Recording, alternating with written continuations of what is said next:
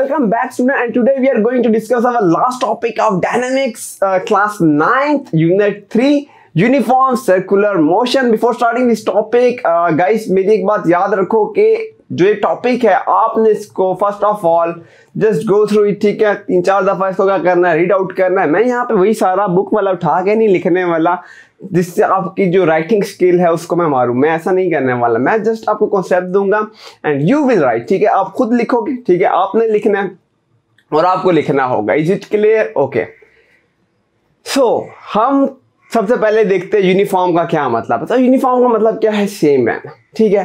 तो सेम रहे, ठीक है, मोशन, और कहाँ पे सेम रहे? एक सर्कुलर पाथ में। अगर वो हमारे पास अपनी स्पीड चेंज नहीं करता, एक ऑब्जेक्ट हम अगर ले लें और वो ऑब्जेक्ट क्या करे, अपनी स्पीड चेंज ना करे और वो किस पाथ में मूव करे, एक सर्कुलर पाथ में मूव करे और स्पीड अपनी चेंज ना करे, तो इसी को हम क्या बोलते हैं? इसी को हम यूनिफॉर्म सर्कुलर मोशन बोलते हैं। Easy, clear? ओके, अब यहाँ पे जो हमने कॉन्सेप्ट समझना है, मैं यहाँ पे अगर इसको ड्रॉ करूँ, ठीक है, तो ये मैंने ड्रॉ किया, ठीक है, और ये मेरे पास आ गया circle. Is it clear? Okay, अब यहाँ पे हो क्या रहा है हमारे पास, अगर मैं इसको देखूं तो मेरे पास जो वेलोसिटी है इस वक्त, वेलोसिटी कहाँ पे जा रही है? इस साइड पे। ओके, अब पहले हम थोड़ा सा एक्सेलरेशन पे जाते हैं, फिर इस पे मैं आता हूँ। देखो, हमें पता है एक्सेलरेशन जो होता है वो बराबर होता है change in velocity divided by time, ठीक होगा। अब वेलोसिटी में वो कह रहा है स्पीड सेम रहे, तो अगर स्पीड सेम रहेगी, हमें पता है वेलोसिटी क्या हो रहा है यहाँ पे, इनके स्पीड प्लस डायरेक्शन अगर मैं बोलूँ तो वो क्या हो जाता है? वेलोसिटी हो जाता है, ठीक है। तो स्पीड तो सेम है, लेकिन अगर मैं इसको घुमा रहा हूं तो हर मूवमेंट पे क्या कर रहा है? स्पीड सेम है, नो डाउट, लेकिन हर मूवमेंट पे क्या कर रहा है? अपनी डायरेक्शन चेंज कर रहा है। तो ये बात मैंने पहले भी बताई थी, अगर एक चीज अपनी डायरेक्शन चेंज कर रही है, बेशक उसकी स्पीड सेम हो, हम कहते हैं उसके अंदर वो एक्सेलरेट हो रहा है, ठीक है।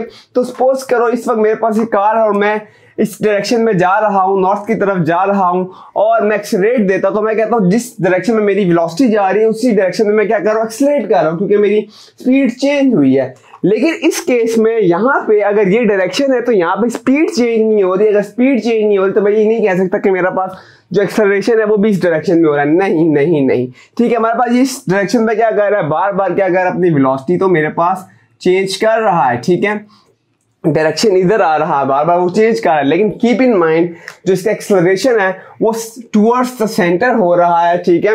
और यहाँ पे यानी कि एक्सेलरेशन कहाँ जा रहा है? टुवर्ड्स सेंटर, ए सी, ठीक है। सेंटीमीटर एक्सेलरेशन भी हम इसको बोलते हैं। Is it clear? तो अगर मैं यहाँ पे देखूं, इसके साथ डायरेक्शन यहाँ जा रहा है, वेलोसिटी यहाँ पे हो रहा है, ठीक है, और एक्सेलरेशन मैंने क्या कहा? वो टुवर्ड्स क्या होगा? सेंटर। क्यों? क्योंकि वो इस डायरेक्शन में नहीं हो सकता, क्योंकि वो स्पीड नहीं चेंज कर रहा है ना। तो यहाँ पे इन दोनों के आपस में बीच में, या फिर मैं इधर देख लूँ, यानी कि ये और ये, इसको मैं यहाँ ड्रॉ कर दूं, तो ये आपस में क्या बन रहा है? परपेंडिकुलर बन रहा है। तो मैंने यही पे बात लिखी है, जो हमारे पास यहाँ पे मेन कॉन्सेप्ट है वो यही है कि जो एक्सेलरेशन है वो परपेंडिकुलर टू द वेलोसिटी होगा। इट्स मीन दैट वो मूव हो रहा जो है towards the centre of circle हो रहा है। Acceleration towards the centre of circle हो रहा है। क्लियर? क्लियर? ओके, नेक्स्ट हमारे पास जो टॉपिक है वो क्या है? Forces and uniform circular motion. अगर मैं फोर्सेस की बात करूं कि वही यूनिफॉर्म सर्कुलर मोशन की बात हो, लेकिन उसके साथ क्या लग गया? फोर्स, यानी कि वो कौन सी हमारे पास फोर्सेस लग रही है। अगर हमारे पास क्या हो रहा है? यूनिफॉर्म हमारे पास सर्कुलर मोशन हो रही है, तो उसके अंदर कौन सी फोर्स लग रही है? तो हमारे पास जो पहले एग्जांपल दी हुई है वो ये दी हुई है कि यहाँ पे हमारे पास क्या है? देखो, ये जो ऑर्बिट, ये जब मैंने पाथ बनाया, ये किसका? उसका पाथ है। हमने सैटेलाइट ले ली यहाँ पे, ठीक है, ये मैंने एक सैटेलाइट ले ली। Okay okay, good.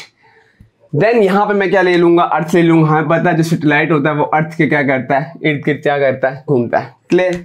अच्छा, तो हमने जो न्यूटन का फर्स्ट लॉ पढ़ा था उसमें ये था कि अगर एक बॉडी तब तक रेस्ट में रहती है जब तक उस पर कोई हमारे पास फोर्स नहीं लग रहा होता, अनबैलेंस फोर्स। और अगर अनबैलेंस फोर्स लगे तो क्या हो जाएगा?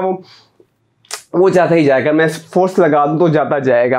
तो यहाँ पे अगर मैं इसको एक फोर्स लगाऊंगा तो उधर जाता जाएगा। इट्स मीन कि कोई ऐसी फोर्स है जिसने इसको पकड़ के रखा हुआ है, तो ही ये स्ट्रेट लाइन में नहीं जा रहा, बल्कि क्या कर रहा है? सर्कुलर पाथ में क्या कर रहा है? मूव कर। तो यहाँ पे एक अनबैलेंस फोर्स है जिसने इसको पकड़ के रखा है, और जो अनबैलेंस फोर्स है जिसने इसको पकड़ के झगड़ के रखा हुआ है वो कहाँ आ रही है? वो इसी तरह जिससे हमारे पास एक्सेलरेशन था जो सेंटर की तरफ आ रहा था, इसी तरह हमारे पास ये जो हमारे पास फोर्स है ये भी कहाँ आ रही होगी, इसी तरह नीचे की तरफ आ रही है, जिसने इसको पकड़ के रखा और इस फोर्स को हमने नाम दे दिया।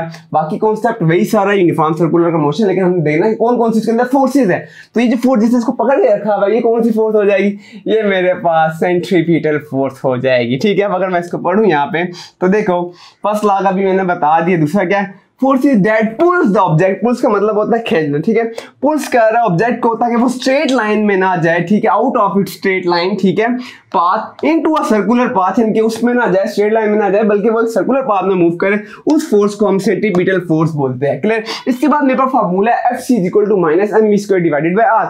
We'll not discussing that how this formula जो है ड्राइव, ठीक है, हम इसको नहीं डिस्कस करने वाले, हम बेसिक 9th फिजिक्स पढ़ रहे। आपने जस्ट फिलहाल इसको एज इट इज याद रखना है। मैं इसको थोड़ा बहुत ड्राइव करके बता देता हूँ कि यहाँ पे वो कहना क्या चाह रहा है। ठीक है, इस फॉर्मूले में वो क्या कहना चाह रहा है। तो अगर इसको मैं यहाँ लिखूँ Fc हमारे पास -mv² डिवाइडेड बाय, इसका मतलब ये अगर मेरे पास रेडियस क्या है, ये हाफ क्या होता है रेडियस होता है, और फुल मेरे पास क्या होता है डायमीटर होता है। तो वो कह रहा है यहाँ पे मेरे पास कि जो रेडियस है, अगर मैं रेडियस को क्या करूंगा, radius and force has a inversely relationship, wise mass and velocity have a direct relationship with the force. अगर ये तीन लाइनें भी लिखोगे तो अच्छा खासी जगह आप गेल लोगे। ठीक है, तो यहाँ पे मैं क्या कर रहा हूँ, अगर मैं रेडियस बढ़ाऊंगा इट्स मीन जो सेंट्रीपिटल फोर्स होगा, मैं रेडियस बढ़ाऊंगा तो जो खिंचाव, जो नीचे वाला पुल वाली जो फोर्स है मेरे पास क्या हो जाएगी, कम हो जाएगी। और मैं रेडियस क्या कर दूंगा, कम कर दूंगा, तो फोर्स बढ़ जाएगी। और इनके साथ डायरेक्ट रिलेशनशिप में इट्स मीन कि अगर मैं मास बढ़ाऊंगा तो मेरे पास सेंटीमीटर फोर्स भी बढ़ेगी, और मैं कम करूंगा तो ये भी कम हो जाएगा। सेम वेलोसिटी के साथ भी लिख देना। Clear clear okay. और नेगेटिव यहीं पे ये शो करा रहा है कि वो उसको पुल कर रहा है टूवर्ड्स, ठीक है, और वो ऊपर है, फोर्स अगेंस्ट हो रहा है, ऊपर है, तो इसलिए भी यहाँ पे नेगेटिव साइन ये इंडिकेशन दे रहा है। ठीक है, clear okay.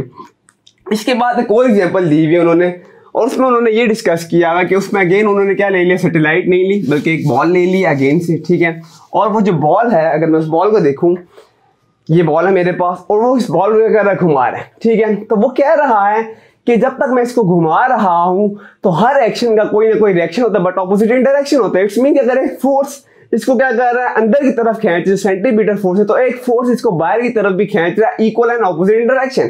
Clear, Newton third law का भी यहाँ लिख रहे हैं। तो अगर मैं इस सेंटीमीटर फोर्स को सीज कर दूं, मींस खत्म कर दूं, तो आप देखोगे ये अपने उसी स्ट्रेट पाथ में क्या हो जाएगा, चलने लग जाएगा। ये देखो 1 2 3 वो आगे निकल गया। ठीक है, इट्स मीन के फोर्स, और मैं जितनी ये बढ़ाऊंगा उतनी ये देखो तेजी से आगे चला गया। इट्स मीन कि मैं जितना ये फोर्स बढ़ाऊंगा उतनी ही मेरे पास जो आउटवर्ड फोर्स है उसको हमने नाम दे दिया सेंट्रीफ्यूगल फोर्स। तो जैसी सेंटीमीटर फोर्स अगर खत्म होती है तो सेंट्रीफ्यूगल फोर्स को एक स्ट्रेट लाइन में पास में क्या कर जाएगी, ले जाएगी उस ऑब्जेक्ट को। तो जितनी मैं सेंट्रीमीटर लगाऊंगा उतनी मेरे पास सेंट्रीफ्यूगल क्या होती रहती है, जनरेट होती है। तो ये आ गया सेंट्रीफ्यूगल का कॉन्सेप्ट भी यहाँ पर। इसके बाद जो हमारे पास जो नेक्स्ट टॉपिक है हमारा यहाँ पे, वो ये है बैंकिंग रोड्स का। ठीक है, मैं ऊपर ही लिख देता हूँ बैंकिंग रोड्स। ये बहुत इजी टॉपिक है, इस पे बहुत क्वेश्चन बन चुके हैं, इसको वो समझ। ठीक है, बैंकिंग रोड, इसका वो मतलब नहीं है बैंक से हम पैसे जमा कराते हैं। बैंकिंग रोड का मतलब ये होता है हम रोड को थोड़ा सा टिल्ट कर देते हैं। क्यों टिल्ट करते हैं उसको देखते हैं। जब भी गाड़ी हमारे पास से कर्व पाथ में या सर्कुलर पाथ में, या कर्व किसे कहते हैं, कुछ भी हल्का सा यूं करे कर्व आ जाए। ठीक है, तो अगर एक कार मेरे पास जब भी कर्व पाथ में जा रही है यूं करके, तो अगेन मेरे पास ये क्या बन रहा है, अगेन यहाँ पे वही कॉन्सेप्ट आ जाएगा ना। यहाँ तो ये ऑब्जेक्ट क्या है, कार है, तो अगेन सेंटीमीटर और सेंट्रीफ्यूगल का कॉन्सेप्ट आ गया ना। ठीक है, तो सेम इसमें यही बात हमने बतानी है। तो अगर एक कार कर्व पाथ में, सर्कुलर पाथ में मूव कर रही होती है, तो ड्यू टू अपनी फ्रिक्शन मूव कर रहा होता है, उसके अंदर कितनी रुकावट है टायर्स रोड के बीच में, और वही जो फ्रिक्शन है वो सबब बन जाता है उसके सेंट्रीपिटल फोर्स का। यानी कि यहाँ पे जो फ्रिक्शन है, फ्रिक्शन ही क्या बनाता है, फ्रिक्शन ही उसका सबब बनाता है कि इसका इससे जो फोर्स अंदर की तरफ इसको कहा जाएगा। ठीक है, सेंट्रीपिटल फोर्स का हमारे पास सबब बनाएगा इसको। Clear okay. अब 5 दफा ये हो जाता है हमारे पास कि अगर रेन हो जाए, बारिश हो जाए, वो जगह स्लिपरी हो जाए, ऑयल हो जाए, तो क्या हो जाता है, फ्रिक्शन कम। अगर फ्रिक्शन कम होगी तो जाहिर सी बात है सेंट्रीपिटल फोर्स, मैंने कहा ना फ्रिक्शन से ही आती है, तो सेंट्रीपिटल फोर्स भी क्या हो जाएगी, कम। अगर सेंट्रीपिटल फोर्स कम हो जाएगी तो गाड़ी स्लिप कर जाएगी। तो अब बैंकिंग ऑफ रोड का ये मतलब होता है कि हम जो रोड होती है हमारे पास, उस रोड को थोड़ा सा क्या कर देते हैं, ऐसे टिल्ट कर देते हैं। अब ये अगर मैं यूं करके टिल्ट कर रहा हूं एक रोड को, ठीक है, इस मीन कि ये वाला जो एज होता है इसका आउटर एज होता है। ठीक है, और ये अंदर की तरफ जा रही है क्या होता है, इनर एज होता है। ठीक है, तो हमने आउटर एज को हाई रखना। देखो थोड़ा टिल्ट ऐसे करके, ठीक है। तो आउटर एज को हमने क्या रखना है, हाई रखना है, ये खुद लिखना है यहाँ पे। और जो लोअर एज होता है इसको हमने क्या रखना होता है, दैट्स सी बात, अगर ये हाई है तो ये लो होगा, ठीक हो गया। अब इससे फायदा ये होता है, ये पूरा हमारे पास नॉर्मल फोर्स का भी में सीन आ जाता है, ठीक है। उस normal force cos theta sine theta उसके वजह से हमारे पास सेंट्रीपिटल फोर्स क्या हो जाती है, ज़्यादा हो जाती है, जो गाड़ी को स्लिप नहीं होने देती। तो यही हमारा यहाँ पे कॉन्सेप्ट है कि जब कार इस तरह टिल्ट हो जाती है तो उसकी स्लिपरी के चांस कम हो जाते हैं, ठीक है। इट्स मीन क्या है, अगर मैं उसको तेज भी चलाऊंगा तो जल्दी से क्या होगी, स्लिप नहीं होगी, स्किड नहीं खाएगी, ठीक है। इसके करने की वजह से, टिल्ट करने की वजह से हम क्या कर लेते हैं, हम सेंट्रीपिटल फोर्स को बढ़ा लेते हैं। और अगर मैं सेंट्रीपिटल फोर्स को बढ़ाऊंगा, इट्स मीन के मैंने क्या कहा, सेंट्रीपिटल फोर्स बढ़ रही तो उसको जकड़ के अंदर रखेगी, वो गाड़ी को स्लिप होने नहीं देगी। क्लियर। हम इसकी जो पूरी डेरिवेशन है उस पर नहीं जाएंगे, वो आई थिंक 11th क्लास की फिजिक्स में वो मैं उसमें कराऊंगा। यहाँ हमें सिर्फ बेसिक समझना है, तो होपफुली यहाँ तक समझ आ गया होगा, ठीक है। लास्ट हमारा जो टॉपिक है वो है सेंट्रीफ्यूगेशन, ठीक है। तो मैं इसको रेस करता हूँ। अब अपना लास्ट टॉपिक देखने लगे, सेंट्रीफ्यूगल से निकला है सेंट्रीफ्यूगेशन, ठीक है। उसमें हम क्या करते हैं, एक सेंट्रीफ्यूग हमारे पास डिवाइस होता है। वो सेंट्रीफ्यूग डिवाइस का काम ये होता है कि हम डिफरेंट एलिमेंट को या सब्सटेंसेस को या कंपाउंड को आपस में क्या कर लेते हैं, सेपरेट कर लेते हैं।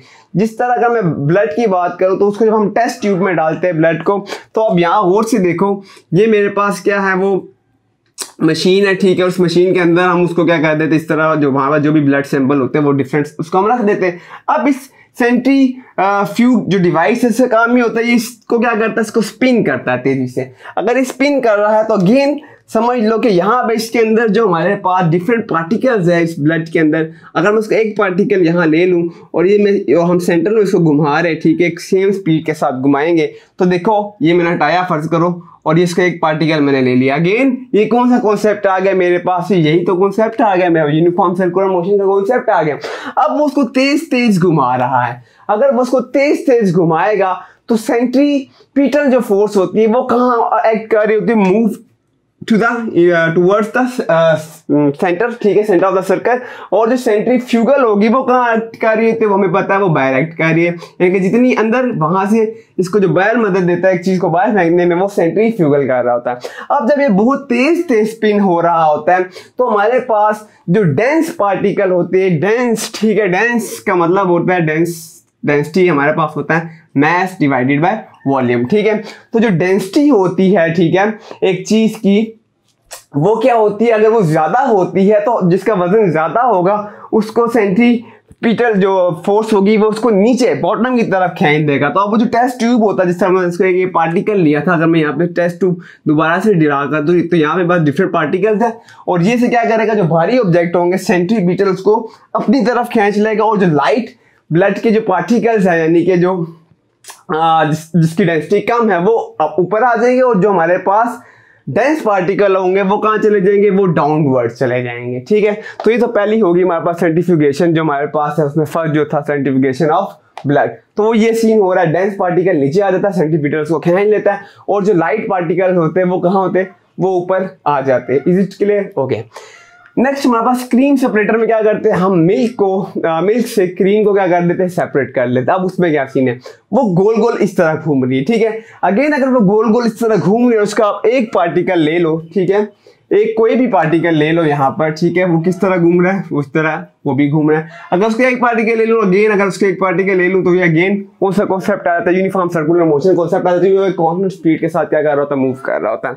Is it clear? ओके। अब होगा क्या, जो मिल्क है हमारे पास और जो क्रीम है, क्रीम जो होगी वो ऊपर आ जाएगी, ठीक है, और मिल्क कहाँ आ जाएगा, नीचे आ जाएगा, क्योंकि जो मिल्क है, ठीक है, वो क्या, वो ज्यादा डेंस है, ठीक है।